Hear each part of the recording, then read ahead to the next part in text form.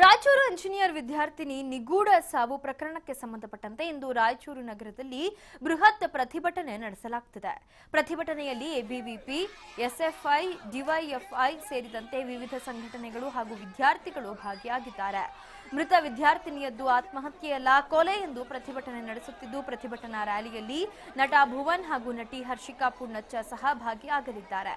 ಇನ್ನು ಮಾಣಿಕ್ ಪ್ರಭು ದೇವಸ್ಥಾನದಿಂದ ನಗರದ ಪ್ರಮುಖ ರಸ್ತೆಗಳ ಮೂಲಕ ಮೆರವಣಿಗೆ ನಡೆಯುತ್ತಿದ್ದು, ರಾಯಚೂರು ಜಿಲ್ಲಾಧಿಕಾರಿಗೆ ಹತ್ಯೆ ಪ್ರಕರಣದ ಬಗ್ಗೆ ಸೂಕ್ತ ತನಿಖೆ ನಡೆಸುವಂತೆ ಮನವಿ ಸಲ್ಲಿಸಲಾಗುತ್ತದೆ.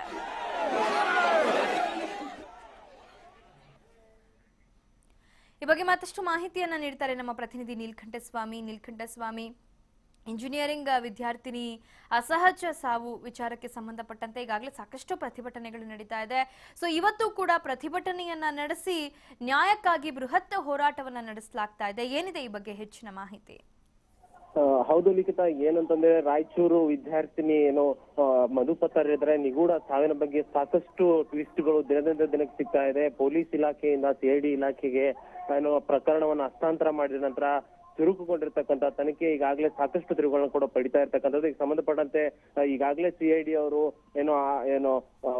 ನ್ಯಾಯಾಂಗ ಬಂಧನದಿಂದ ಸುರೇಶ್ ಯಾದವ್ನನ್ನ ವಶಕ್ಕೆ ಪಡೆದು ತನಿಖೆಯನ್ನ ಮಾಡ್ತಾ ಇರ್ತಕ್ಕಂಥದ್ದು. ಹಾಗಾಗಿ ಸಿಐಡಿ ತನಿಖೆ ನಡೀತಾ ಇದೆ, ಚುರುಕುಗೊಳ್ಬೇಕು, ನ್ಯಾಯಯುತವಾಗಿ ಆಗ್ಬೇಕು, ಆದಷ್ಟು ಬೇಗ ಆರೋಪಿಗಳನ್ನ ಹಿಡಿಬೇಕು ಅಂತ ಒತ್ತಾಯಿಸಿ ಇವತ್ತು ಮಧುಪತ್ತಾರ ಸಾವಿಗೆ ಶರಣಾಗಿದ್ಲು ಆ ಒಂದು ಸ್ಥಳದಿಂದ ಜಿಲ್ಲಾಧಿಕಾರಿಗಳ ಸ್ಥಳದವರೆಗೆ ಸಾಕಷ್ಟು ವಿದ್ಯಾರ್ಥಿ ಸಂಘಟನೆಗಳು, ವಿಶ್ವಕರ್ಮ ಸಮಾಜದ ಸ್ವಾಮೀಜಿಗಳು, ಸಾಕಷ್ಟು ಕನ್ನಡಪರ ಸಂಘಟನೆಗಳು ಸಾವಿರಾರು ಸಂಖ್ಯೆಯಲ್ಲಿ ಇವತ್ತು ಸುಮಾರು 3 ಕಿಲೋಮೀಟರ್ ವರೆಗೂ ಪ್ರತಿಭಟನಾ ರ್ಯಾಲಿ ಮಾಡೋದ್ರ ಮೂಲಕ ಜಸ್ಟಿಸ್ ಫಾರ್ ಮಧು ಅನ್ನೋ ಒಂದು ಇದರಲ್ಲಿ ಪ್ರತಿಭಟನಾ ರ್ಯಾಲಿಯನ್ನು ಮಾಡ್ತಾ ಇರ್ತಕ್ಕಂಥದ್ದು. ಈ ಒಂದು ರ್ಯಾಲಿಗೆ ಚಿತ್ರನಟಿ ಹರ್ಷಿಕಾ ಪೂರ್ಣಚ್ಚ ಮತ್ತು ಭುವನ್ ಅವರು ಕೂಡ ಈಗಾಗಲೇ ಜಾಯಿನ್ ಆಗಿ ಜಸ್ಟಿಸ್ ಫಾರ್ ಮಧು ಅನ್ನೋ ಪ್ರತಿಭಟನಾ ರ್ಯಾಲಿಯಲ್ಲಿ ಪಾಲ್ಗೊಂಡು ಈಗಾಗಲೇ ಪ್ರತಿಭಟನಾ ರ್ಯಾಲಿಯನ್ನು ಪ್ರಾರಂಭ ಮಾಡಿರ್ತಕ್ಕಂಥದ್ದು.